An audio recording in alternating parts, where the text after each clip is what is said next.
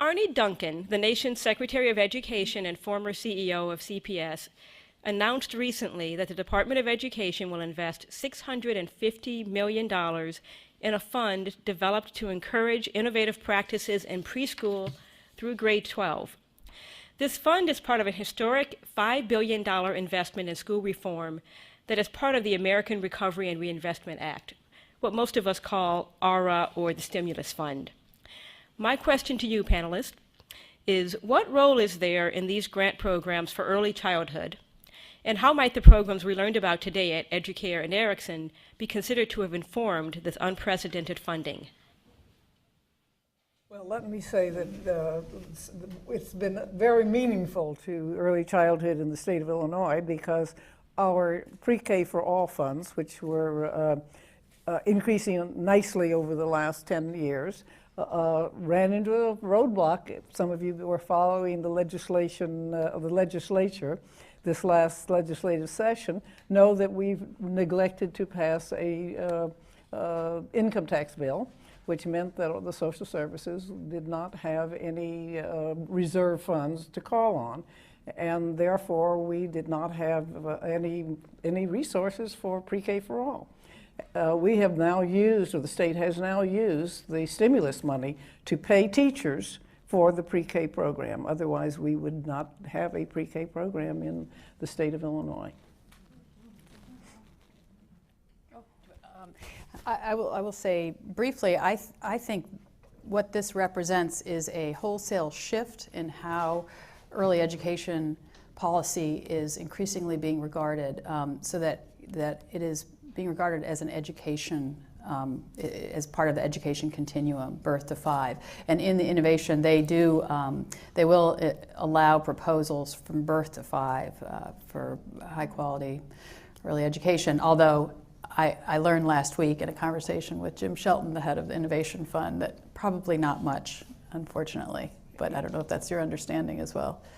In the stimulus money? In the Innovation Fund. In the Innovation Fund, well, that's a little different, yes. That will the money goes to the school district, and the school district has to decide. No, is that what you're talking about? Nonprofits as well, but I think the larger picture is that there is this shift in focus, so that increasingly federal policymakers and other policymakers are seeing early education as actually important to later educational outcomes. It is no longer just an entitlement and a work support for the grown-ups, but it is an education reform for the little ones. I agree with you, Cornelia, that one of the most important things about this is that it is placing early education into the funding streams that make it possible to support more of the work that we do. On the other hand, there isn't much room there. Early education is largely at the low end of this feeding trough in terms of funding for education, and what's known as K-12, kindergarten to 12, is where most of that funding goes, and not very much into kindergarten, let alone into preschool. So I think that while all of this is good, it's not yet there for us. It's not really maybe good enough. Well, and part of the problem is that we haven't sold early childhood education to the K-12 system, because the Title I funds that are used for the K-12 system permit you to use them for preschool. Nobody does it. And when Arnie Duncan tried to get it, a 15% amount built into the new education funds, the legislature, the national legislature said no, because school districts came and said, we don't want that. So we have a job to do with our school districts to help them understand that the pre-K program is as important to their success as anyone else's. And so if any of you on school boards, go talk to your superintendents. I call this issue a head-nodding issue. I work a lot in Washington and dealing with members of Congress and the administration, and trying to recognize that this is just as important, and with journalists and with other groups, to recognize that this is every bit as important of an education reform as, if you want to deal with the achievement gap, you start earlier. You don't just start in 3rd grade or beyond. You start earlier when it happens and make sure it doesn't happen in the first place. And you go in and you talk to congressmen and they nod their heads and they, oh yes, this is so important. But then as soon as it comes down to a political decision or a financial trade-off, it falls off the table. And so that's what the First 5 Years Fund, that's what we try to do, is to raise the urgency and the political urgency and provide the political cover for them to say, there are a lot of people watching and there are a lot of people who care about this, so you need to vote the right way when these opportunities come before you. Look, I think that, is this on? Yeah.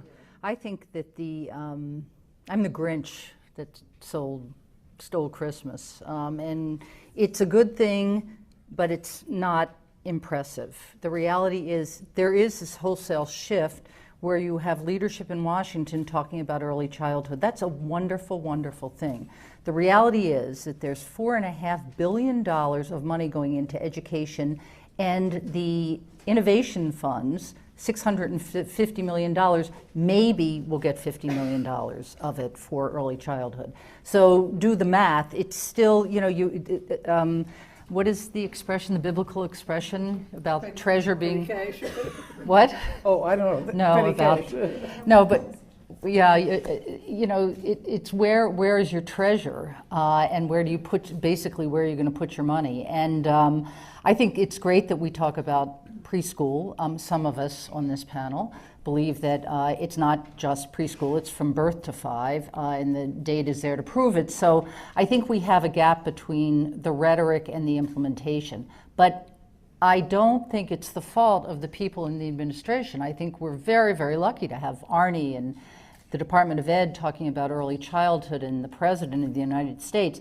Having said that, early childhood will remain the handmaiden, as is stated here in the second question, to K through 12 education until there is a big movement of parents, and I think women will push this agenda, as they have in many countries, and the business community, to say that, you know, we're not going to build human capital unless we start from birth. And until that happens, I think we'll just be budget dust in the congressional budget.